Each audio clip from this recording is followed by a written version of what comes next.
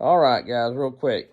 This is the same saw that I had about 3 weeks ago that I put the new cylinder and piston kit in. There's the two cylinders, one old, one new. And here, that's a 461 piston. But here's the one I just redone. Intake side.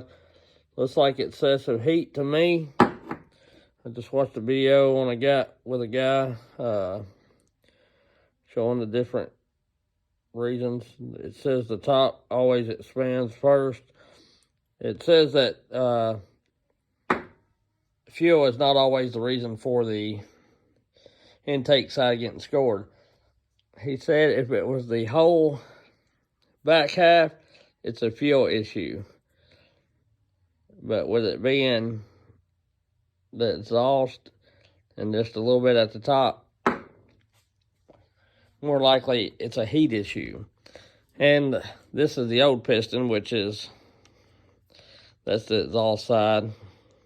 It's more on the clutch side. And same thing, it's at the top. So somehow or another, this is getting hot. Now, I don't know whether it's an air leak. I don't know whether it is user maintenance. The fuel, I don't know if the fuel's a little weak. In this video, I'll put the plug. Well, I probably got the plug around here somewhere. Maybe in the box of parts. My shop's kind of a mess because I had a little tornado down here with me.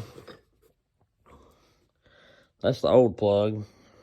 I don't know what I did exactly with the new plug that I took out. But anyway, I've got clips of them. I'll put them in. Or let me pause y'all real quick and I'll try to find the plug. Okay, so there was the plug. Here's the plug out of it. I mean, it's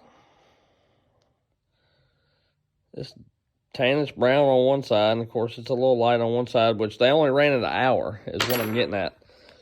Was going to get at. So they run this saw an hour after I fixed it, and it scored the piston again. But my question is to all the people that get on here and tell me how I'm mechanic wrong all the time, give me your input. Instead of criticizing, let's hear some constructive thoughts from you, which that crap don't bother me because I'm making money with or without their criticism, probably more because I make rebuttal videos. But anyway, to anybody that knows 500 odds really well, I've not heard of a lot of them having air leaks. Now, I'm not saying they can't have. And this saw is less than a year old. It's was built in 10/24 or 12/24. And the reason I say that, I had another saw come in and I changed some parts out. There was a broke handle. Well, one 500 got crushed, and I've got a few videos of that. So I changed, and the brake flag got knocked off, and the top cover. So I changed those out for him. I took them off this saw here and put on the busted saw so he'd have a saw. But this saw here, I do not know why it is blowing up. There's two guys. One's a timber faller, one's just a topper, and a bucker at the landing. So I don't know which saw the timber faller was using and whatnot, but this is the air filter, and I done knocked a lot of it off on how the saws come in. And this is the chain. There is no hook to that. And you look at these cutters, they can file this side better, but it's still pretty blunt and it's rounded over. And a lot of them is looped out around, rounded instead of straight. They can't hold their file straight when they're filing.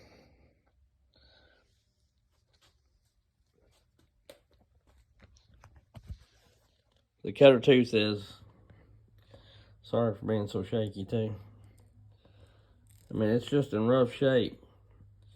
I'm going to take this chain and put on my saw and see how it cuts.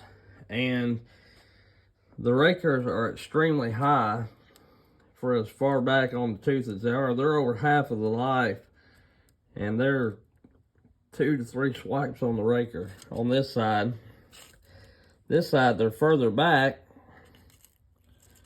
and about the same amount on the raker. The raker's not, they're not even to the wear line yet, you know, or the line right there. So I don't know. You can tell they're leaning on it quite a bit. The guy also said look at the plastics and see if there's wear marks in it, which there is, which indicates that they lean on the saw quite a bit. Let me zoom that back out, sorry. But it indicates that they lean on the saw quite a bit, because it's bottoming out, you know, on the top cover. So I don't know if it's a dull chain issue or if it's an air leak. So I'm gonna order a new piston, and I've got this cleaned up good enough it'll run, and I'm gonna get it back together. Probably put a new fuel filter on it this time. No, I'm not gonna do none of that. I'm gonna put it back together, and I'm gonna test for air leaks. I don't have a pressure back test. I know I should, but to me, that's the pressure back test is good if you got all the right block off plates and you can seal the saw up really well and all that kind of stuff. But I'm just going to use some brake clean or brake parts cleaner or something and see if I can get it. Because I've had air leaks in the past and being able to find it with the brake cleaner. I've talked to some other guys that work on saws a lot, and that's how they do it too. So if I can get it back together, and if it's an air leak, then I'll replace the cylinder and piston, fix the air leak, of course, and replace the cylinder and the piston, no charge. But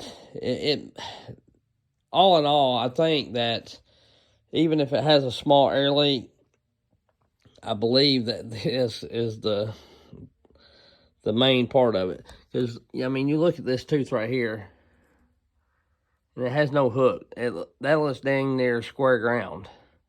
And it's not. It's round ground, round filed, whatever. And then you flip the chain over, and these teeth are better. You know, they've got a okay hook in them. But then you look under the cutter at the cutting angle,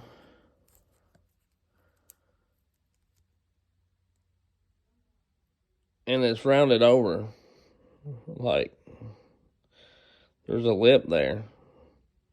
See that blunt edge? That's not a sharp edge.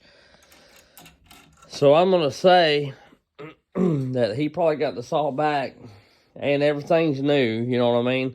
I heat cycled it, you know, 3 times, you know, 10, 15 minutes at a time, piss revving it a few times to kind of get it wore in. I don't sit there and run it for days and days, you know. It's not ported or anything like that. And I'm pretty sure at the factory they don't run it for days and days and days. And anyway, I'm going to test these chains, see how well they cut.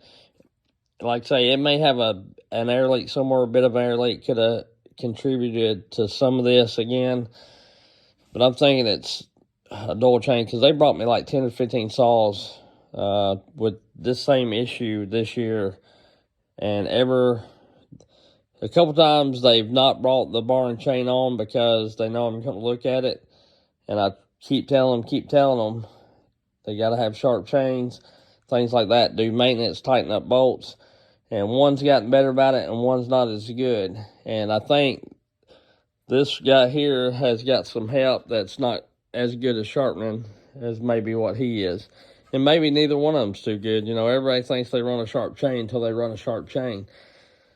So we'll see. I don't know. If you got any input or any thoughts of what it may be, if you would, let me know.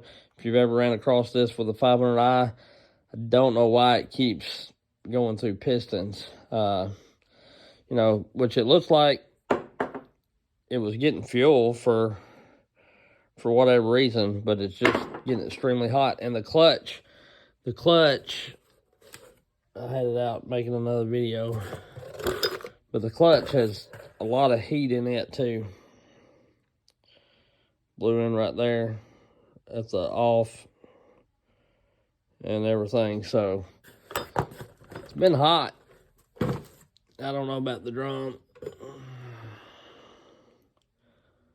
The drum don't look too terrible, but anyway, so I don't know if they've got it so hot that it's messed the seal up and I missed it, or what the deal is, or if it's just them the running dual chain. So if you got any insight, let me know, please.